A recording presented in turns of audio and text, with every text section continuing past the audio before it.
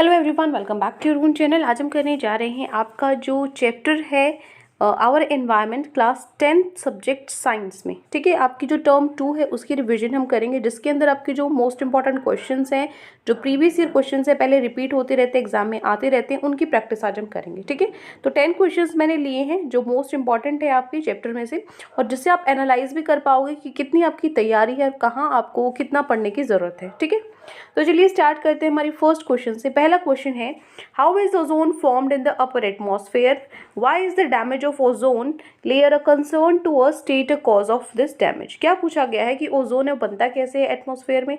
दूसरा कि जो ओजोन है ये ओजोन लेयर खराब होती जा रही है, तो ये हमारे लिए चिंता का विषय क्यों है, और जो ये डैमेज हो रही है, जो खराब हो रही है, वो किस वजह से हो रही है। ये 3 क्वेश्चन है। तो पहला क्वेश्चन, कैसे बनती है जो ओजोन है, वो कैसे बनती है एटमॉस्फेयर में। जो अल्ट्रावायलेंट रेज है, यूवी रेज हैं, वो ऑक्सीजन मॉलिक्यूल के साथ रिएक्ट करती हैं और ओजोन को फॉर्म करती हैं। ठीक है, तो O2 मॉलिक्यूल है ये, ऐसे इस तरीके से लिखा हुआ है। ठीक है ना, ऑक्सीजन मॉलिक्यूल है ये। जो ये डैमेज ओजोन लेयर है जो खराब होती जा रही है, एक चिंता का विषय हमारे लिए इसलिए है क्योंकि इसकी वजह से, इसके डैमेज की वजह से और ज़्यादा यूवी रेज जो है वो अर्थ सरफेस तक पहुंच रही हैं, जिसकी वजह से बहुत सारे हेल्थ हजार्ड्स हो रहे हैं। इवन स्किन कैंसर भी इससे हो सकता है। ठीक है, तो कारण क्या है इसके खराब होने का। तो जो कारण है इसके खराब होने का वो है large amount of chlorofluorocarbon in atmosphere. कि जो हमारा एटमॉस्फेयर है उसमें एसी वगैरह, फैक्ट्रीज वगैरह से जो क्लोरोफ्लोरोकार्बन है वो बहुत ज़्यादा हमारे एटमॉस्फेयर में हो चुका है, जिसके कारण जो ओजोन लेयर है वो पतली होती जा रही है, थिन होती जा रही है, डिप्लीट होती जा रही है। ठीक है, तो ये था आपका क्वेश्चन 1 जो आपका ओजोन लेयर से रिलेटेड था। Next move.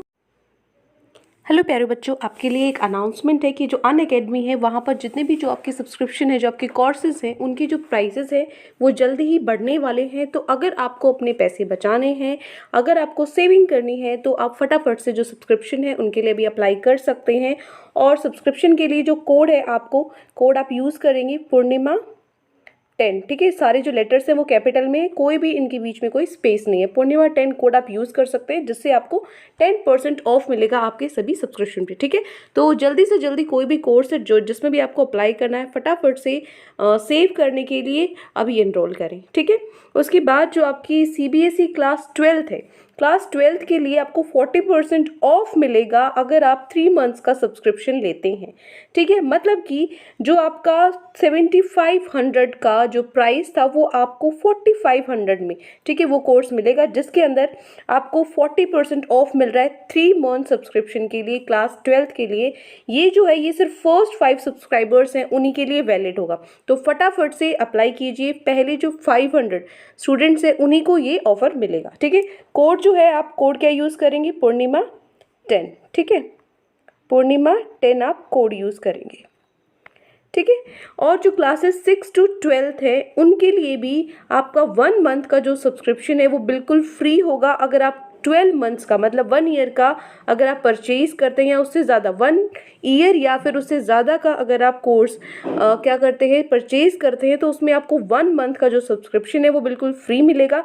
ये भी बिल्कुल लिमिटेड पीरियड के लिए है ये ऑफर भी। तो अभी सब्सक्राइब कीजिए, और सब्सक्राइब करने के लिए आपका जो कोड है वो आप यूज़ करेंगे पूर्णिमा 10। ठीक है, पूर्णिमा 10 कोड यूज़ करेंगे आपका 10% ऑफ के लिए। ठीक है, तो ये जो ऑफर ये आपका वेडनेसडे तक ही वैलिड है, तो जल्दी से जल्दी अभी अप्लाई कीजिए। ठीक है, जो लिंक है वो भी आपको डिस्क्रिप्शन में मिल जाएंगे।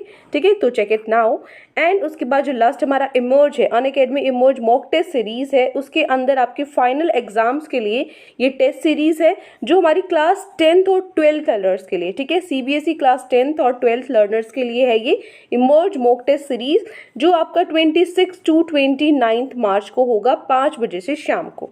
ठीक है, 26 to March 29 5 बजे शाम को। तो एनरोल करने के लिए जो कोड है वो आप यूज़ करेंगे पूर्णिमा 10। ठीक है, तो आपको क्या होगा, जो आप जितने ज़्यादा टेस्ट दोगे ना उतनी ज़्यादा तैयारी आपकी अच्छी होगी, बेहतर होगी। ठीक है, वहाँ से आपको जो आपकी स्ट्रेंथ है, जो आपकी वीकनेस है, वो सारी चीज़ें आप पता लग पाएंगे, कर पाएंगे, जिससे कि आपके जो एग्ज़ाम में आपको बहुत बेनिफिट होगा। ठीक है, तो जल्दी से जल्दी जो पूर्णिमा 10 है कोड आप यूज़ कर सकते हैं और एनरोल कीजिए, सब्सक्राइब कीजिए, और जो लिंक है वो आपको मिल जाएंगे डिस्क्रिप्शन में। Clear? And one more thing, जो बायोलॉजी टेस्ट है ना, बायोलॉजी मॉक टेस्ट है, ठीक है, वो आपका 2 बजे स्टार्ट होगा। बाकी सब कितने हैं, 5 बजे है। जो बायोलॉजी का है, ठीक है, जो फिजिक्स मैथ जो आपका साइंस का है वो तो 5 बजे होगा, लेकिन बायोलॉजी का आपका 2 बजे से होगा, ठीक है। सो एनरोल करने के लिए या फिर सब्सक्राइब करने के लिए जो लिंक है डिस्क्रिप्शन से अभी जाके चेक करें, ठीक है। करते हैं क्वेश्चन नंबर 2। सेकेंड क्वेश्चन है, what are biodegradable and non biodegradable substances.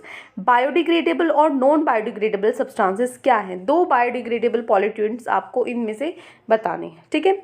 So biodegradable substance वो सब्सटेंसेस होते हैं which are broken down into simpler harmless substances in nature, कि जो जिनको हम तोड़ सकते हैं सिंपल और हार्मलेस, जो हमारे लिए हानिकारक ना हो ऐसे सब्सटेंसेस में, ठीक है, in due course of time by the biological processes such as micro organisms like certain bacteria. कुछ टाइम पीरियड में किसी ना किसी बायोलॉजिकल प्रोसेस से ये क्या होते हैं, कन्वर्ट होते हैं, ब्रोक होते हैं, जैसे कुछ माइक्रो ऑर्गेनिजम्स है जिनकी वजह से, जैसे बैक्टीरिया वगैरह है, उनकी वजह से ये क्या हो जाते हैं, डिग्रेड हो जाते हैं। फिर आता है नॉन बायोडिग्रेडेबल वेस्ट, क्या सब्सटेंसेस क्या होते हैं, वो सब्सटेंसेस जो हम सिंपल में और हार्मलेस सब्सटेंसेस में नहीं तोड़ सकते, इनको नहीं ब्लॉक कर सकते। 2 बायोडिग्रेडेबल पॉल्यूटेंट्स कौन से एग्रीकल्चर वेस्ट और सीवेज, इसमें से आपको बताना था, ठीक है ना। तो चलिए, ये हो गया आपका क्वेश्चन नंबर 2। नेक्स्ट है क्वेश्चन नंबर 3। थर्ड क्वेश्चन है, construct N aquatic food chain showing 4 trophic levels. 4 trophic level show करने के लिए आपको एक्वेटिक फूड चेन बतानी है, ठीक है। एक्वेटिक मतलब जो आपके एक्वेटिक एनिमल्स है, पानी में जो एनिमल्स है उनकी फूड चेन आपको बतानी है। सबसे पहले क्या है, फाइटोप्लैंक्टन, खाली प्लैंक्टन भी आप लिख सकते हो जो प्रोड्यूसर है। फिर हर्बीवोर आएगा यहाँ पे जू प्लैंक्टन, फिर कार्निवोर आएगा यहाँ पे क्रुस्टेशियन, फिर कार्निवोर फिश आएगा और फिश से क्रेन जो टॉप कार्निवोर है, ठीक है। तो ये हमारी जो 4 ट्रॉफिक लेवल्स तक एक्वेटिक फूड चेन है। क्लियर, इसको आप सिंपल फॉर्म में भी लिख सकते हो, जैसे आपने पहले किया भी हुआ है ना, कि जैसे हर्बीवोर्स थे तो जो आपकी मराइन प्लांट्स होते हैं नीचे, है ना, वो भी आप यहाँ पे यूज़ कर सकते हो इस तरीके से, ठीक है। या फिर आपकी बुक में भी इसका छोटा सा एग्जाम्पल। ये थर्ड क्वेश्चन हो गया। नेक्स्ट है fourth question, explain biological magnification with the help of an example. Biological magnification explain करना एग्जाम्पल की हेल्प से। देखो, जो पेस्टिसाइड्स हैं जो हम अपनी फसलों में यूज़ करते हैं वो वॉश डाउन हो जाते हैं सॉइल में, मिट्टी में वो चले जाते हैं। From soil these are absorb by plants, और मिट्टी से जो पौधे हैं वो उसको सोख लेते हैं अपने अंदर, पानी के साथ साथ पानी और मिनरल्स लेते हैं ना वो मिट्टी से। हम मिट्टी में पानी डाल देते हैं तो पानी के वो क्या करते हैं, उसको ले लेते हैं, पानी को पी जाते हैं। तो उस पानी के साथ साथ वो पेस्टिसाइड्स भी पी जाते हैं, ठीक है। तो वो क्या कर लेते हैं, फूड चेन में एंटर हो गए, क्योंकि ये पौधे हम खाते हैं। तो जब हम उन फसलों को खाते हैं, जो ह्यूमन बींग्स है वो भी इन पेस्टिसाइड्स उन्होंने भी ये खा लिया, जो कि क्या हो जाता है, हमारी बॉडी के अंदर इकट्ठा हो जाता है। और हमारी बॉडी के अंदर इकट्ठा हो जाता है तो जो ये फिनोमिना है इसको हम बोलते हैं बायोलॉजिकल मैग्निफिकेशन, ठीक है। प्रॉपर एग्जाम्पल से हमने इसको समझा दिया। क्लियर। सो ये हो गया आपका क्वेश्चन नंबर 4। नेक्स्ट है question number 5, define trophical level, what will happen if we kill all the organisms in one trophical level. Trophical level की डेफिनेशन बतानी है, उसके बाद ये बताना है कि क्या होगा अगर हम एक ट्रॉफिकल लेवल को किल कर देते हैं, मार देते हैं। तो सबसे पहले डेफिनेशन, जो ट्रॉफिकल लेवल है वो क्या है, is the position that an organism occupies in a food chain. Tropical level वो पोजीशन है जो किसी भी ऑर्गेनिज्म को मिलती है फूड चेन में। वो कौन सी पोजीशन पे है फूड चेन में, सेकेंड, थर्ड, इस तरीके से, जहाँ पे जो फूड है वो ट्रांसफर होता है, एनर्जी ट्रांसफर होती है ना।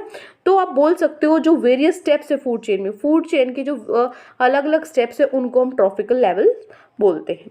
अब अगर क्या होगा, हम एक ट्रॉफिकल लेवल को खत्म कर दें, अगर हम एक ट्रॉफिकल लेवल को खत्म कर देंगे तो ये चीज़ें, इन चीज़ों पे प्रभाव पड़ेगा। पहला, जो पॉपुलेशन ऑर्गेनिजम्स की जो पिछले ट्रॉफिकल लेवल में थी वो बढ़ जाएगी। दूसरा, जो ऑर्गेनिजम्स है नेक्स्ट ट्रॉफिकल लेवल में उनको खाना नहीं मिलेगा तो वो क्या करेंगे, माइग्रेट हो जाएंगे टू सम अदर इकोसिस्टम, हो या फिर वो मर जाएंगे, खत्म हो जाएंगे, या फिर वो कहीं और चले जाएंगे। तीसरा, it will cause an ecological imbalance in the food chain. Food chain है उसका जो बैलेंस है वो बिगड़ जाएगा अगर एक भी बीच में से ट्रॉफिकल लेवल गायब हुआ तो, ठीक है। तो ये 3 जो इफेक्ट्स हैं ट्रॉफिकल लेवल को अगर हम किल कर देते हैं तो होंगे, ठीक है। ये हो गया आपका क्वेश्चन नंबर 5। नेक्स्ट है question number 6, what is meant by biodegradable waste. Biodegradable waste क्या होते हैं, जो ऊपर हम पॉलिटेंट्स किए थे ना, बायोडिग्रेडेबल पॉलिटेंट्स, उसी की तरह ये हैं। बायोडिग्रेडेबल वेस्ट वो होते हैं जिनको हम सिंपल हार्मलेस सब्सटेंसेस में तोड़ सकते हैं किसी ना किसी बायोलॉजिकल प्रोसेस से, जैसे माइक्रो ऑर्गेनिजम्स भी इस प्रोसेस में हेल्प करते हैं, बैक्टीरिया होते हैं जैसे।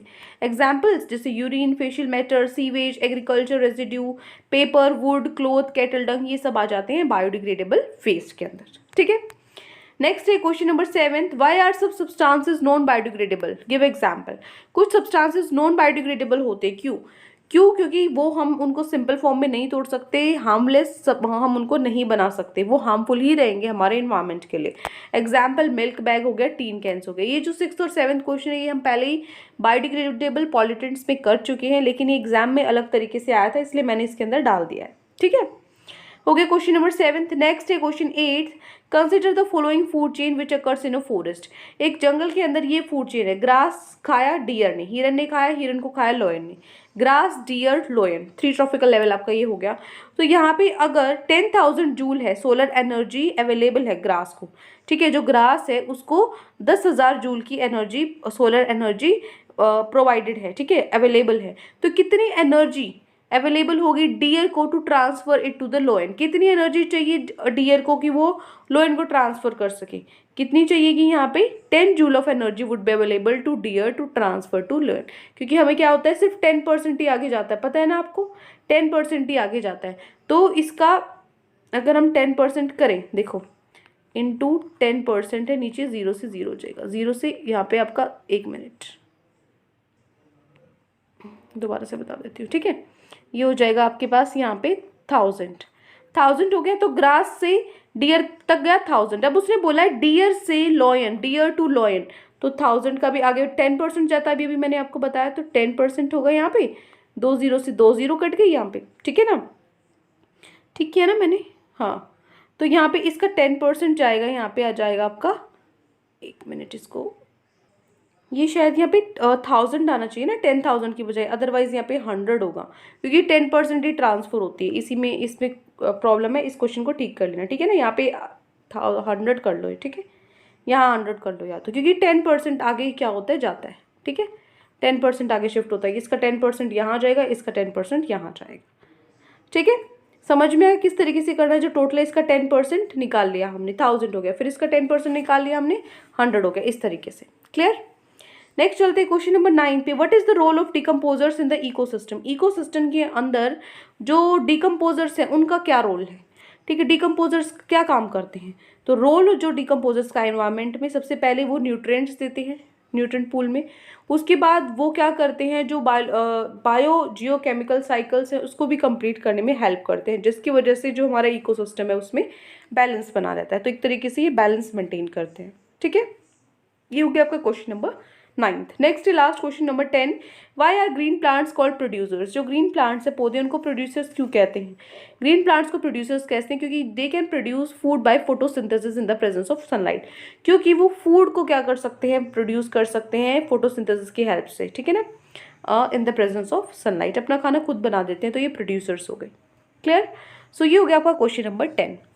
तो ये 10 क्वेश्चंस थे जो आपकी प्रैक्टिस, हमने अब पूरे चैप्टर में से कुछ क्वेश्चंस चूज़ किए जो पहले प्रीवियस ईयर आप में आपके आ चुके हैं। कोई भी डाउट अगर किसी भी क्वेश्चन में, तो कमेंट सेक्शन में आप मुझसे पूछ सकते हैं, या फिर जो टेलीग्राम चैनल है जिसका जो लिंक है मैं डिस्क्रिप्शन में डाल दूंगी, उसको ज्वाइन कर सकते हो मेरे टेलीग्राम चैनल को, जो साइंस एंड मैथ्स के नाम से है। वहाँ पर आपको PDFs मिल जाएंगी, वहाँ पर कुछ क्वेश्चन है जो मैं प्रैक्टिस के लिए कर सकती हूँ, या अपने डाउट्स भी आप वहाँ पूछ सकते हो, ठीक है। तो आज के लिए इतना ही, मिलते हैं नेक्स्ट वीडियो में, till then take care, bye bye.